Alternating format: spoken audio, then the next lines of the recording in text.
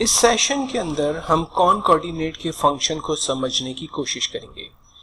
कॉनकॉर्डिनेट function का actual purpose ये है कि अगर आपके पास डिफरेंट कॉलम्स में डिफरेंट वैल्यूज मौजूद हैं और आप उनको मर्ज करके उसका फाइनल रिजल्ट किसी और सेल पर हासिल करना चाहें तो कॉनकॉर्डिनेट उसमें आपकी बड़ी ज़बरदस्त मदद करता है। तो कॉनकॉर्डिनेट के फार्मूले की फर्स्ट एग्जांपल को डिस्कस करते हैं। फर्स्ट सेल पर मेरे पास एक नाम है इरफान और सेकंड नेम है बकाली और मुझे इन दोनों वैल्यूज को मिलाकर उसका रिजल्ट यहाँ जनरेट करना है। हम सिंपल फार्मूला लिखते हैं equals to concatenate, then bracket open. हमसे कहता है कि फर्स्ट टेक्स्ट डिफाइन करें जो कि इरफान है and then comma, second text कहता है डिफाइन करें जो कि बकाली है, और अगर आपके पास थर्ड और फोर्थ और इस तरह से मजीद टेक्स्ट है तो वो भी आप यहाँ पर मेंशन कर सकते हैं। देन फाइनली हम इंटर करते हैं, हमारे पास फर्स्ट रिजल्ट जनरेट हो गया Irfan Bakali.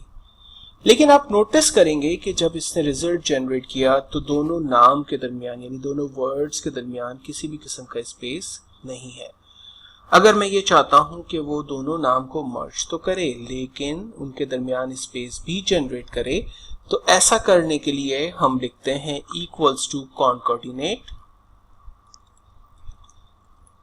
Bracket open, first value define की, comma, inverted comma, space bar, inverted comma close and then comma, और हम सेकंड वैल्यू डिफाइन करते हैं जो कि हमारी D5 है। अब इसमें क्या हुआ, एक्चुअल में तीन वैल्यू आपस में कोऑर्डिनेट हो रही है। कॉमा क्या कर रहा है, बेसिकली सेपरेट और कोऑर्डिनेट भी कर रहा है। C5 को उसने स्पेस के साथ मर्ज किया और फिर D5 की वैल्यू को उसने दिखा दिया। तो C5 और D5 के दरमियान जो हमने इन्वर्टेड कॉमा लगाया उसमें एक हमने स्पेस बार डिफाइन कर दिया है, और जब मैं इंटर करूंगा तो आप देखें कि दोनों नामों के दरमियान एक स्पेस भी हमारे पास जनरेट हो रहा है। अब कोऑर्डिनेट करने के लिए हम कॉमा की जगह एंड पर्सन को भी इस्तेमाल कर सकते हैं। Equals to concatenate, bracket open, first text को रेंज में दिया, एंड पर्सन और सेकंड टेक्स्ट को रेंज में दे दिया एंड देन इंटर। आप देखें दोनों वैल्यूज आपस में मर्ज हो गई और रिजल्ट हमारे पास जनरेट हो गया। लेकिन इसमें भी हमारे पास जो है वो स्पेस नहीं है, तो हम एक यही फार्मूला दोबारा लिखते हैं, CONCATENATE, concatenate, first value, ampersand, invert comma, space bar, invert comma close, ampersand और सेकंड सेल।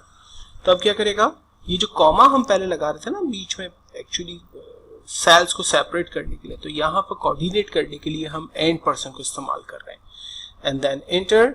हमारे पास देखें बिल्कुल परफेक्टली रिजल्ट जनरेट हो गया।